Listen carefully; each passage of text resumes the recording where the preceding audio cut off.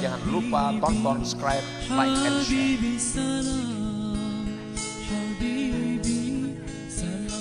Abu Hurairah pernah diajarkan oleh seseorang laki-laki.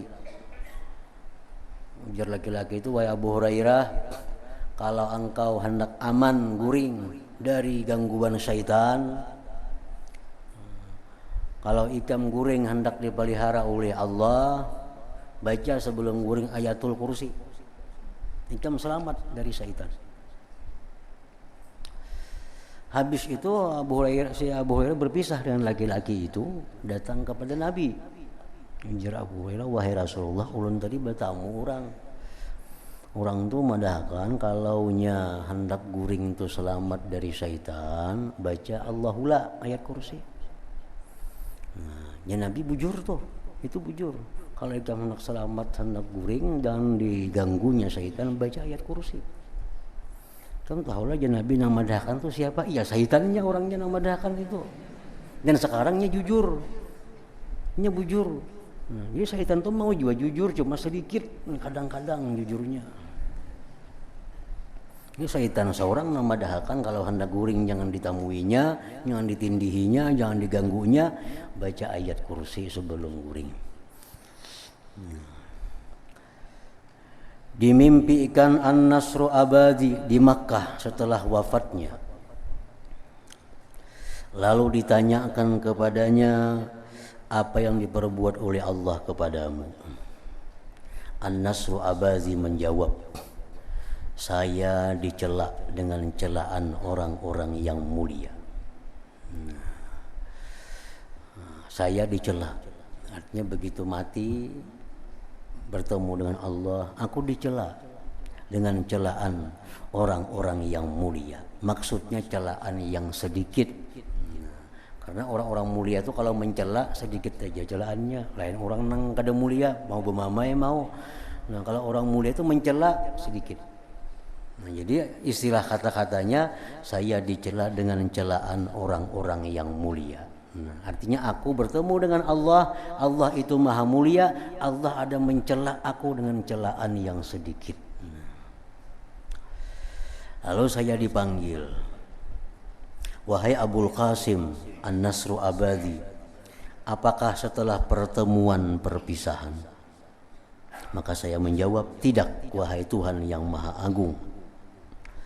Maka tidaklah saya diletakkan dalam liang kubur sehingga saya menyusul dengan Tuhanku.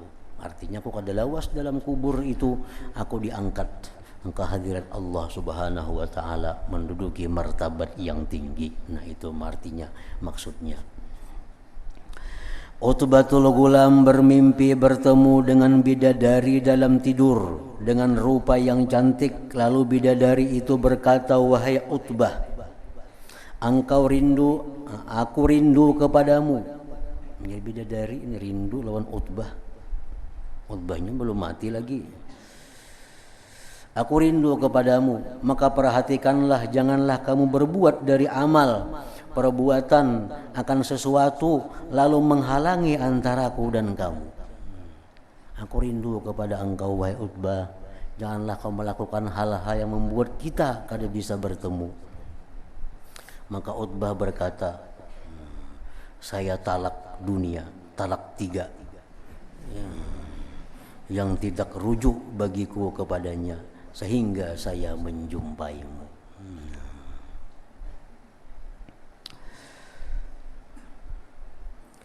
Dikatakan bahwa Ayyub As-Sakhtiyani melihat jenazah orang yang ahli maksiat.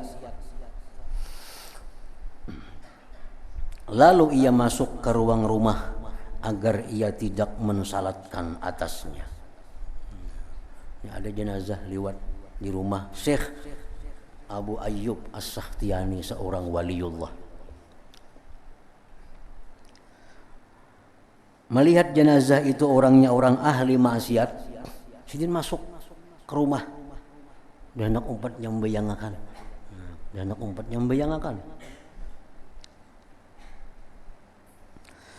Lalu sebagian mereka bermimpi bertemu dengan orang yang mati tersebut. Sekalinya orang kampung di situ ada nang bermimpi bertamu lawan orang nang mati nang ahli maksiat tadi. Lalu ditanyakan kepadanya, apa yang diperbuat oleh Allah denganmu? Kayak pegang di sana lawan Allah. Orang yang mati itu menjawab, Allah mengampuni bagiku. Allah mengampuni dosaku.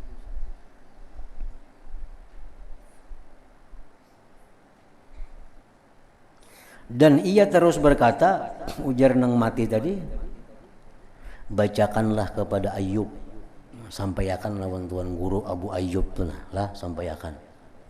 Qul law antum tamlikuna khazaina rahmati rabbi idzan la amsaktum khasyatal infaq wa kanal insanu qatura. Sampaikan kini bila ikan bangun ni lawan tuan guru As-Sakhtiyani tadi.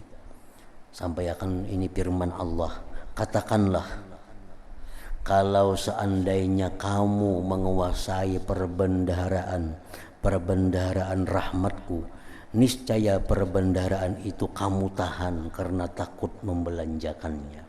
Dan adalah manusia itu sangat kikir. Padahal kan tuan guru itu kena. Artinya kada ikam ampun rahmat tu Allah. Walaupun engkau kada nyambayangkan aku ni celaka kada. Engkau kada umpat mendoakan aku ni masuk neraka kada, karena engkau bukan yang memegang rahmat Allah. Rahmat Allah itu dipegang oleh Allah sendiri. Allah bisa memberikan kepada siapa yang Dia kehendaki. Jadi artinya orang-orang yang sudah mati, yang sudah meninggal dunia itu kada kawa dibaca lagi kesalahannya. Anjir Nabi kita pun dalam banyak hadis menyebutkan, tahanlah lisan kamu dari mengungkit-ungkit kesalahan orang yang sudah mati. Nah, baca kebaikannya aja lagi. Kada usah disambat lagi itu bahari ini kada usah lagi. Jangankan orang yang sudah mati, orang hidup pun yang sudah baik kelakuannya, jangan diungkit-ungkit lagi nang kelakuan baharinya itu. Kada ada pengaruhnya, kada akan mengurangi derajatnya kalau kita angkat, kalau kita ungkit kelakuan nang bahari itu. Orang ada wah ini pina baik, sekarang pina ahli ibadah, sekarang jadi orang salih, sekarang nuntut ilmu, hanya raja jadi itu dahulu, maka jangan kada usah lagi kayak itu. Nah kalau macam itu Sayyidina Umar mestinya nang berhak. Umar itu dulu orang musyrik. Sayyidina Umar itu membunuh anak hidup-hidup.